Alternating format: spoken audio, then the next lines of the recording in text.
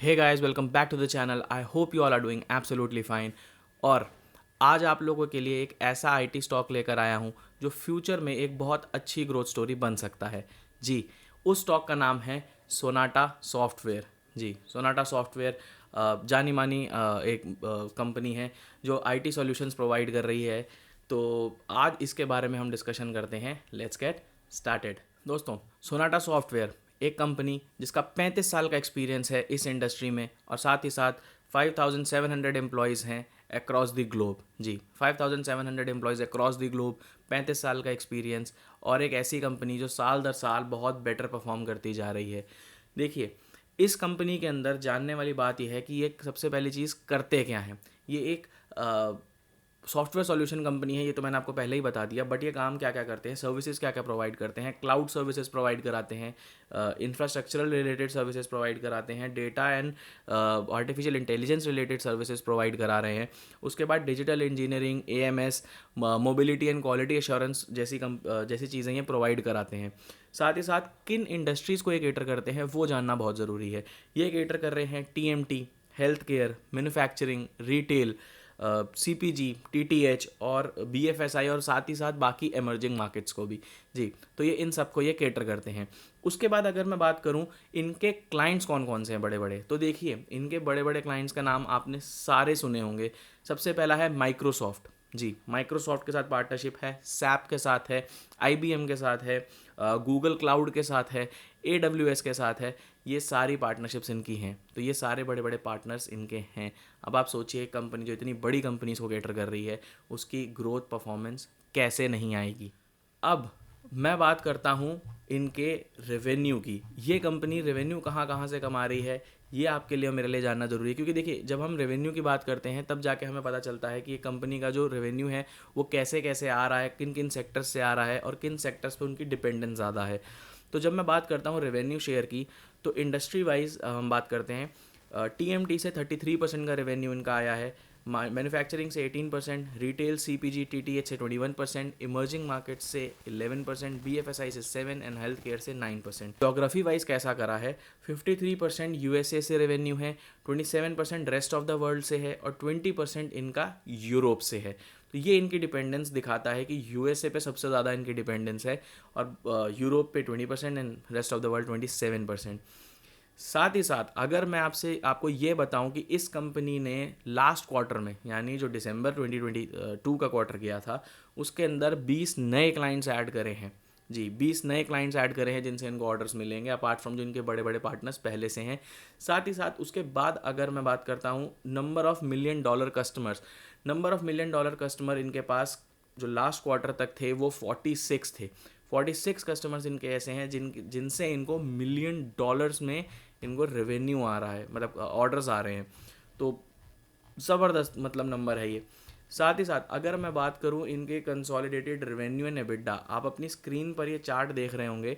तो अगर आप ये देख रहे हैं तो आप देखिए रेवेन्यू इनका लास्ट 10 ईयर्स के अंदर ऑलमोस्ट 17% की CAGR से ग्रो हुआ है। That's a very impressive number, very impressive number, ज़बरदस्त नंबर है।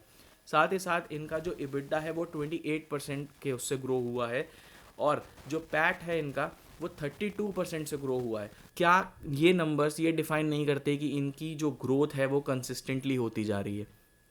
बिल्कुल, ये नंबर यही दिखा रहे हैं कि ये जो ग्रोथ है ये बहुत ही कंसिस्टेंट है और ये आगे चलती जा रही है। अब मैं अगर आपसे बात करूं कि ये जो कंपनी है इनकी आगे का विज़न क्या है, ये कंपनी का आगे का विज़न क्या है, कंपनी अपने आप को आगे कहाँ देखती है, तो इस कंपनी ने अपने 4 साल का एक प्लान शेयर करा था जो मैं आपको दिखा रहा हूँ, अपनी स्क्रीन पर देख रहे होंगे। यहाँ पर अगर आप देखेंगे तो इनका जो प्लान है वो 6 पार्ट्स में डिवाइडेड है। सबसे पहला है ग्रो वर्टिकल्स। ये अपने वर्टिकल्स को ग्रो करना चाह रहे हैं, उनके अंदर इन्वेस्टमेंट करना चाह रहे हैं, specifically health care and BFSI के अंदर ये और काम करना चाह रहे हैं। साथ ही साथ अगर आप बात करें तो मार्केट्स की, तो जो भी इनकी मार्केट्स हैं जो यूएस साइड हैं और जो भी वेस्टर्न साइड पे हैं, ये उनके अंदर और ज़्यादा इन्वेस्टमेंट करना चाह रहे हैं। तो ये इनका सेकंड प्लान है। थर्ड है इनका सॉल्यूशंस और पार्टनरशिप्स पे काम करना। कुछ क्लाइंट्स के ऐसे ऑर्डर्स आते हैं जो स्पेसिफिक रिक्वायरमेंट्स के होते हैं, उनके ऊपर ये काम करके बेटर काम करके उनको देंगे तो इनको रिपीटेटिव ऑर्डर्स वैसे ही मिलेंगे। तो उसके ऊपर भी इनका बहुत ज़्यादा फोकस है। साथ ही साथ ये काम कर रहे हैं बड़े बड़े अकाउंट्स और बड़ी बड़ी डील्स पर। कि इनको जो, जैसे मैंने अभी आपको दिखाया कि मिलियन डॉलर कस्टमर्स हैं इनके पास, वैसे ही मिलियन डॉलर कस्टमर्स इनके पास कैसे आएंगे और कैसे ये उनको केटर करेंगे। उसके बाद ये काम करना चाह रहे हैं ब्रांड मैनेजमेंट पे।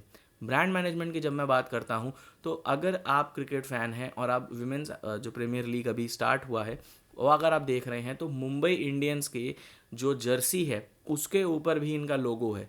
अगर आपने ध्यान से देखा होगा, नहीं देखा तो आप जाके जो भी मैच आएगा मुंबई इंडियंस का वो देखिएगा, उनके ही एसोसिएट पार्टनर हैं।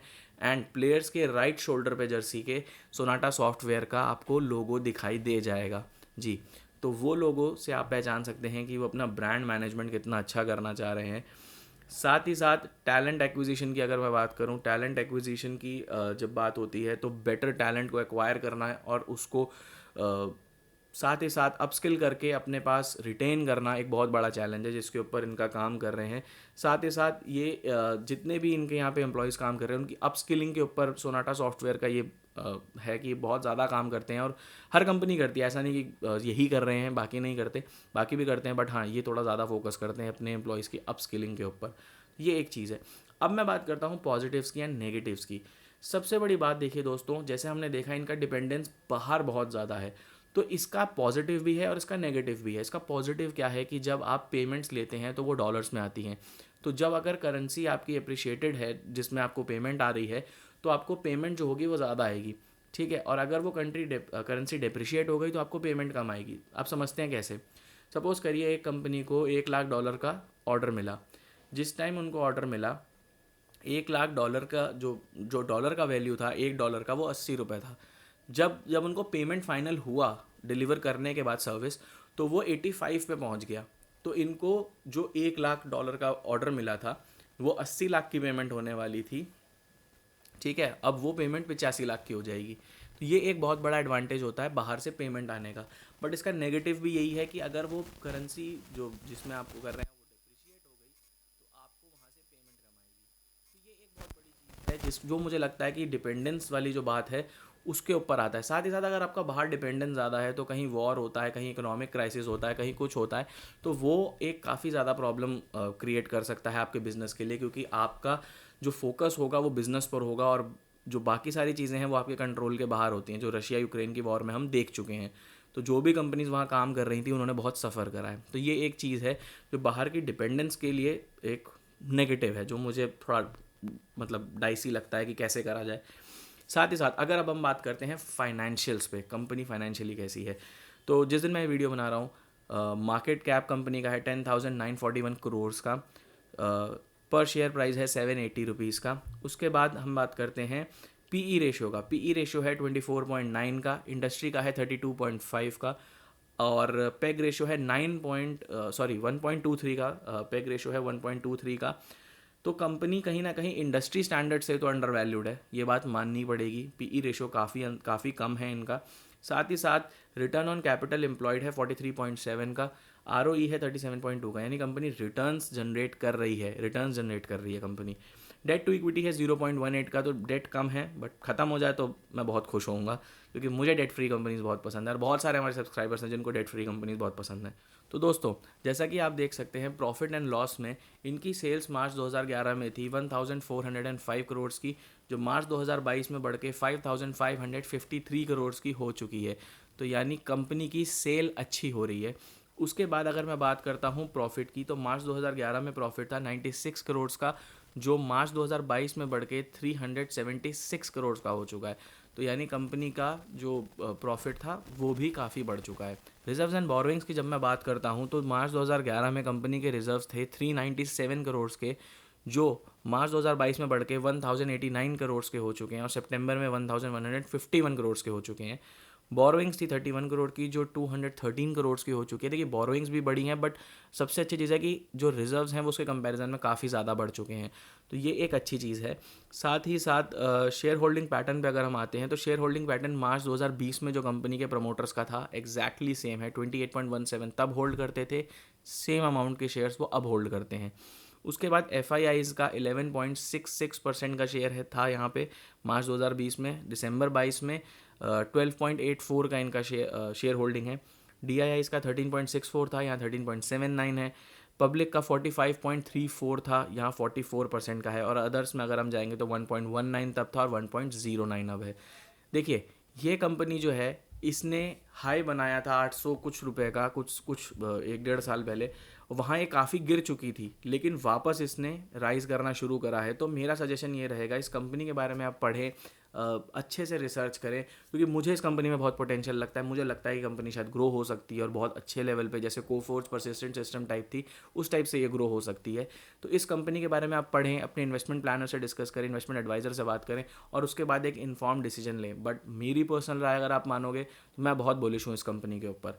तो दोस्तों ये था आज का वीडियो। अगर आप चैनल पर नए हैं तो चैनल को सब्सक्राइब करिए, वीडियो को लाइक करिए और अपने friends, family and loved ones के साथ शेयर ज़रूर करिएगा, बिकॉज एक बहुत छोटे से मोटो पे हम काम करते हैं, stay together, grow together and prosper together. I will meet you guys in some another video. Till then bye bye, take care and जय हिंद।